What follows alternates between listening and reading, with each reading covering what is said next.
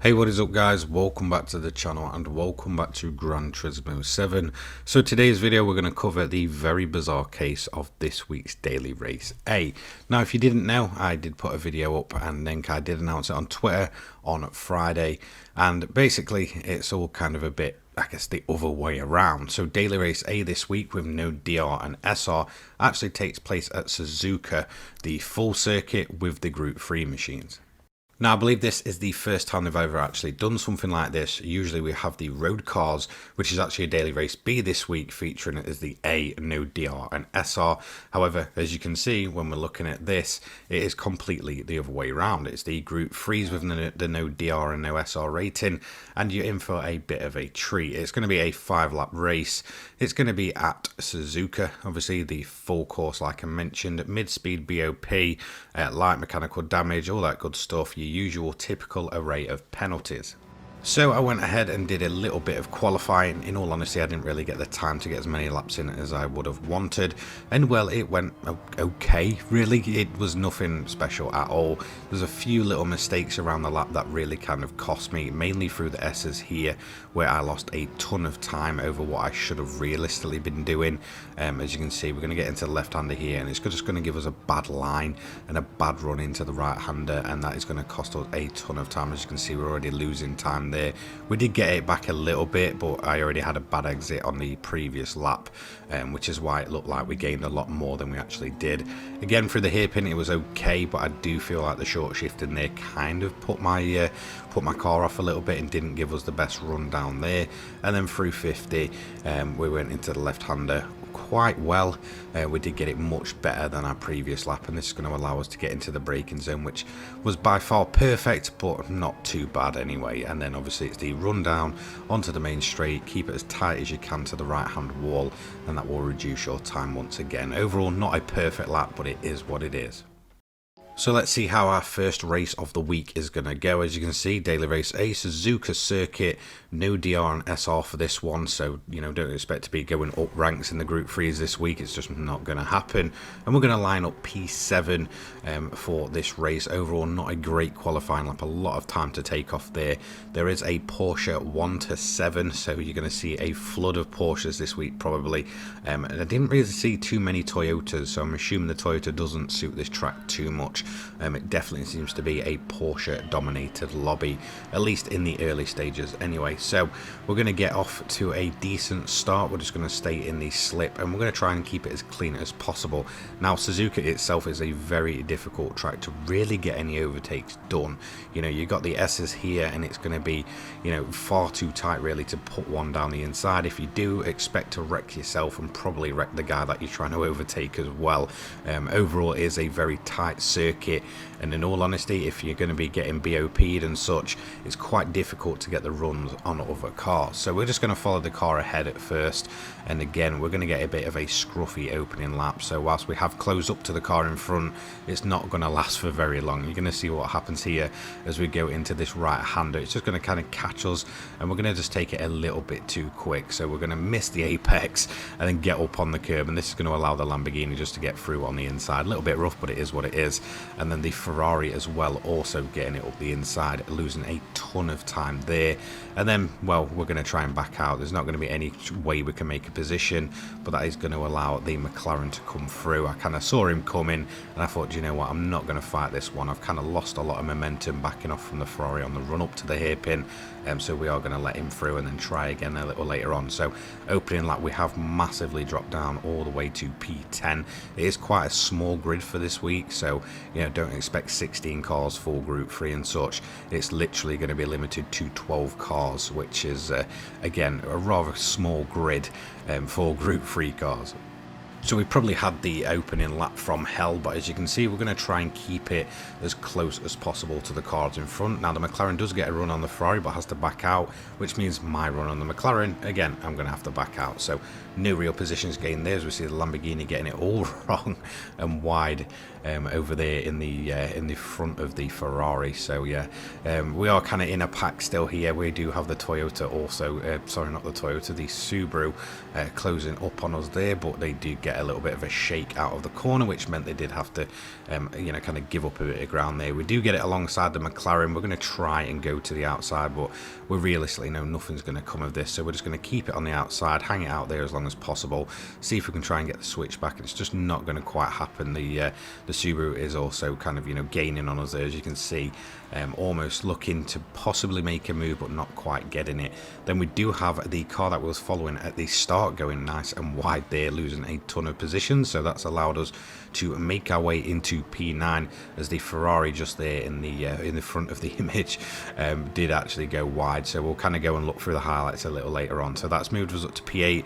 The McLaren then very soon is going to get it wrong, pretty much doing a bit of a carbon copy, but instead of missing the apex, they just hit it a bit too much, and that is going to drop them 2 positions. They're also going to have a bit of a moment later on as well, which is just going to basically mean they cannot recover at all. Then we have the Lamborghini Huracan and the Porsche going for a little bit of a battle. The Porsche getting it wrong, bumping into the Lambo, and then we're going to slide on through, and that is going to take us up to P5, which is realistically where our race is going to end in terms of on-track battles. It's going to be a fairly quiet race. We did manage to gap a bunch of the cars behind whilst they're kind of battling it out.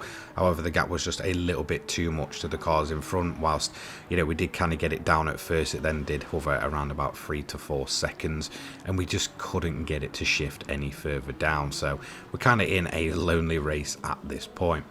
And since we're kind of just cruising around on our own, it was just time to, you know, get used to the track, put some laps in the Porsche, and just kind of see where we're at and where we can kind of improve on our overall qualifying pace and such. As you can see, when we get onto the final lap, we have massively gapped the cars behind, and I think that is due to some incidents going off. So they basically just disappeared off the radar by the time I'd looked onto the final lap. So we did manage to gap them, but then again, problems just caused that gap to look a lot bigger than it was. And as you can see, we've just kind of maintained the gap to the RSR of the Frenchman up in front. So it is going to be the Austrian that takes the win, the German that takes P2, and the Brit that takes P3, with the Frenchman just behind him. And we're going to come across a rather lonely P5 for that race. So the guy that was following at first, he did have a bit of a moment, and this was going to be on lap 2 with another RSR.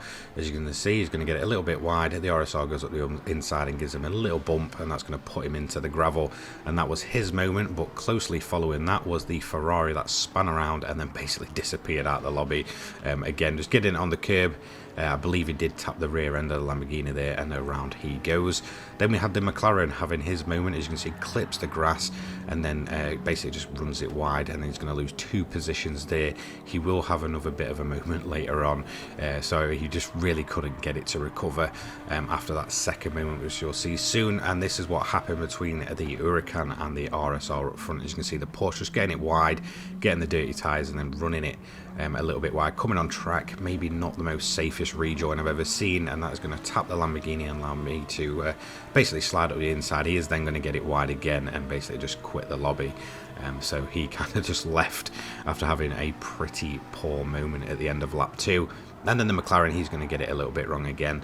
Again, just clipping the outside of that grass. I think we've all done it at some point in Gran Turismo 7. It does happen, and it's very, very frustrating when it does. And that's going to put into the back of the grid in P10, as we've already lost 2 cars from this race, the Ferrari and the RSR. And then the Toyota is going to take a nudge up the rear from the Lamborghini, and that's kind of where it went all wrong for the BRZ. The BRZ really was kind of keeping up early doors, you know, kind of holding its own, but then it's going to have a bit of an off, and that's going to be the end of his race, really. Not one that you can really recover from. As you can see, the McLaren was just in the background there.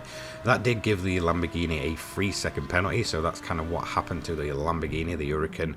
Although we did kind of manage to get a gap on it, serving the penalty really didn't help, putting that car down in P8, second to last at that point, as I believe the BRZ did basically quit out at the end there. And then we do have a moment again for the car that we were following at the start. Final corner, and he's going to get a massive kick, and that's going to put him into the gravel and means that he is going to finish up P9 and last, as we did lose 3 cars from this race. Very disappointing for him there, especially on the final corner. But that's not going to be it. We did have another go. This time we're going to try out the Audi R8, a car that I was very critical of when this game released. It was just a car that I did not like, and whilst the physics update and such has massively improved this car and has quite improved a lot of the mid-engine ones, especially depending whether you're using wheel or controller, I do find that overall they are just less twitchy and overall just a better feeling of car. So I thought, do you know what? Let's give the car that I've probably been most critical of out of the Group 3s a chance at Suzuka, and well, it was a bit more of a quiet race. So we're going to boot it up again. Daily race, a Suzuka circuit. It's going to be a 5-lap on the racing hards. So let's see where we line up for this one. And again, it's going to be P7 again. And we didn't improve on the qualifying lap time. I didn't even bother to go and improve. But realistically, I do know where I need to kind of shave some time off to, improve myself and improve my grid position for this race going forward. So we're going to have a go with the Audi R8. Let's see how this one goes. I'm not really sure where it's at in terms of overall performance here, but we are straight away going to have a massive moment where we missed our gear shift. Again, I was so used to how the Porsche shifted that we kind of just completely botched it with the R8, and this is going to allow an RSR up the inside there, but they are going to back out, thankfully. Kind of sending one up the inside there is pretty much going to be a disaster at turn 1. We are then going to kind of recover and get ourselves on the rear end of this Porsche RSR here. One thing to note that about the 911 RSR is that thing seems like an absolute rocket ship out of the corners. I just don't know what it is. It just seems to absolutely fly on its acceleration out of pretty much any corner. I was really struggling to keep the R8 kind of going really against it out of the corner exits and such. As you can see here, we're going to get it a little bit wrong. We're going to have to kind of back out of that one as it's just kind of in a pile of cars, and then the RSR, the Aston Martin and the Mercedes just up ahead are going to absolutely fly off. So we got a bit of a mistimed gear there. On to lap 2 now, and we're going to try one around the outside, but no, we're not really going to get it done. So we do back out of that one and just kind of let the Porsche get along with it. More of a kind of dummy move, just hoping that he, basically does kind of fall for it and gives himself a poor line. And, maybe possibly we can get a move done, but through the S's, it's pretty difficult to do. Not really something I want to be doing is going side by side with a car. We did manage to get a decent run out of the corner though, so once the S's is done, we do get alongside the Porsche, but again, they're going to have the inside line. I'm just going to back out of it. I don't really want to cause an accident. We're going to again follow this RSR. Now this essentially was my main battle for the race really. It was just myself and this Porsche. There was a few other things going on. I believe the Aston Martin up ahead did get a bit rear-ended twice by the Porsche. We will go ahead and have a look at the highlights there, but as you can see, that's going to completely compromise the Aston Martin's run. And then we're going to make a bit of a mistake here. I was assuming that I was clear of it according to my radar, but looking back on the replay, I just see that I'm not quite clear of the Aston Martin. So, I do apologise. I did end up taking a bit of a rear end shunt for that one, so I'm assuming he didn't retaliate on purpose. But again, a bit of a late move by the Aston Martin. I think he was just a bit frustrated after the contact with the Porsche, and then me just doing a little bit of a misjudgment there, but we do manage to get it through. So once we're clear of the Aston Martin, again it was time to chase down the Porsche onto lap 4 here, and we did manage to get ourselves a little bit closer. Now it's essentially just going to be myself and the Porsche for lap 4. I did see that it was starting to kind of fade off in terms of his pace, and we did seem to have more pace throughout the entire track. It was just kind of corner exits where I just could not keep up with really any of the RSRs throughout this race. It just seemed like an absolute rocket ship. So into the right hander here, are we going to get it decent? We are. We're again going to close up.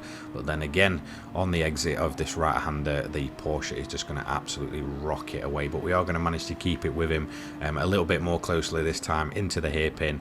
And again, this just seems to be where I could not get the drive out. I was assuming that maybe short shifting would give me the better exit, but again, it just wasn't. What I did find with the Audi is that, absolutely hammering it out in gear 1 and then shifting just before it starts spinning itself up is the best time to do. This is anyway going to allow another RSR to get up the outside. He's again just going to back out of it. We are going to get that one clear, and then into the left-hander we go. The main thing I want to do here is get a decent slip off of the RSR in front to kind of cover off the RSR that I have behind us. We see the Aston Martin going for a little bit of a wiggle there out of the corner, and again we have a train of 3 cars with the Aston Martin just in the background there. But it did seem that the slip that I was getting from the RSR in front did allow me to just get this one covered as we get a much better run through the left-hander there. And then again we go into the the right left at the end, as we can see a couple of cars actually going off. So there was an RSR that went off and a Mercedes that went off. This meant the Mercedes was then going to drop a ton of time, and it's going to give us a 4-car battle on the final lap. Now we'll go back to the highlights later and just see what happened with the Mercedes and that Porsche there. But on to the final lap, as you can see, I'm in a bit of a Porsche RSR sandwich here. I'm trying to defend, but whilst at the same time I'm also trying to, try and find a bit of a gap to get a move done on this Porsche. I do felt like, especially towards the later stages, I was having a bit better pace. But again, I'm just kind of held up behind the Porsche, and then the exit of that car on the corners was just far too, good really for the R8 to keep up. So just hoping for a bit of a gap to open. We do manage to close the gap there. He's rather quite slow through that right-hander actually, and the Mercedes is quite comfortably starting to get away now, and it is going to mean that with the backing out of moves and such, and kind of holding ourselves up, that realistically, the Mercedes and the Porsche in front did end up in their kind of own little, I guess, battle. As you're going to see on the exit here, the Porsche just goes and the Mercedes goes. We did get it much better that time, but again, we're just losing time. So it ends up being kind of, two separate battles here. I'm mainly just defending at this point, making sure that the RSR behind cannot get the move done. But if we do see a move on with Noah up here in front, we will try and get that done. He has got massively close to that AMG as we go through these left-handers here. I did get a slip out here. I felt like if I managed to, keep it nice and clean, I could have maybe got the slip and kept myself a lot closer to that Porsche up in front. But just a little bit of kick there, and it is going to cost us down the straight. We are going to manage to defend from the Porsche behind, but I don't think we're going to manage to get a move. But then it did look like it was kind of on, but we just couldn't quite get it. So we are going to get a bit of a better braking zone there. We're going to get it up over the curb and get right onto the back of the Porsche, but he does position the car very well into that left-hander there, meaning we just cannot get the move done. And then again, the RSR just absolutely accelerates away. So we do end up P5 there. I do think if we'd have just managed to get the move done, we could have got P4. Now let's have a look at some of the highlights. We did have the guy in last place in the Toyota having a bit of a moment there, and then another moment which is going to cause him to basically just bail out of the lobby. Yeah, pretty poor race there. Lap 1, P12, and just completely gone. Then we had the RSR that started behind us and a Toyota having a bit of a moment. The guy that was driving the Ferrari in the previous race, again, just not having the best race really. He did take a bit of a nudge from the Porsche there, and then basically the Porsche is going to get it wrong and end up bumping once again the Toyota. So there you go, the Toyota's back up alongside him. He's going to try and get a bit of a switch there. Both cars wiggling around, and the Porsche is just going to get a kick and put the poor Toyota in the gravel. Not a great time for him in both the Ferrari and the Toyota there. Then we have the Aston Martin incident. So this is on to lap 2. As you can see, Noah here, the guy that we was following for the majority of the race, doing a little bit of a double tap to the Aston Martin, and this is where we're going to make a bit of a mistake, to be honest. We do get up alongside the Aston Martin. I did think I was pretty much clear according to the radar, but we just wasn't quite, and we did get a little nudge, a bit of a late move into the right-hander after this. So I don't know if it was kind of revenge or what. I'm assuming pretty much not. It was just a silly little moment by me, a little bit of a misjudgment. So here's what happened with the Mercedes and the Porsche, by the way. So this is going on to the final lap almost, and as you can see, the Porsche just getting a bit of a kick. The Porsche did go around, and basically that was his race over and done with. The Mercedes did manage to keep going. A bit of a brick of a car, that thing, but it does sound awesome and looks awesome. So there we have it. That is our daily race A covered. We've tried out the Porsche, we've tried out the R8. If there is any other cars you want to see me test out for daily race A, I will try and get them done a little bit later on in the week. But do you know what? For such a bizarre race, it is really fun. But for me, it's just not a daily race A. It makes no sense not having the DR and SR on. And to be quite honest, it does fit the bill of a typical daily race B sprint format. Obviously, daily race B is taken up by the Toyota Alphard, which I will check out tomorrow. I do have some footage of that one as well for you guys. Thank you so much for watching. If you like this content, don't forget to leave a like, comment and subscribe. Turn notifications on so you don't miss another from me. I upload GT7 and motorsport content each and every day for your viewing pleasure. Big thank you to Poggers and the Controller people for their continued support with sponsoring this channel, as well as my channel members. You guys are absolutely awesome. If you do want to become a channel member, feel free. It is, just kind of goes back into the channel. I'm going to try and sort some new benefits for you guys out over the coming months to kind of just reward you more for, I guess, taking your time to become a channel member.